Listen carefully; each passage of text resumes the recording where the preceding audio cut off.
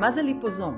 ליפוזום זה מבנה כדורי שמופק מחומר שומני מאוד מאוד מיוחד, ושהמבנה שלו זהה לחלוטין למבנה השומני שעוטף את התאים של הספיגה שלנו במערכת העיכול. זאת אומרת, כל תא שלנו הוא עטוף באיזשהו מבנה נכון, שומני. אותו פוספוליפיד שקיים בתאים של הגוף שלנו, תאי הספיגה של הגוף שלנו. יש התאמה ביולוגית. הליפוזום הזה יכול לשאת בתוכו ויטמינים או מינרלים, ובגלל שהם יושבים בתוך המעטפת השומנית הזאת, אז הוא לוקח אותם, הוא נע איתם, תחשבי, תדמייני חללית, כמו מונית קטנה שבתוכה יושב הוויטמין או המינרל, והוא נוסע איתו לכיוון הספיגה. איפה מתרחשת הספיגה? במעי.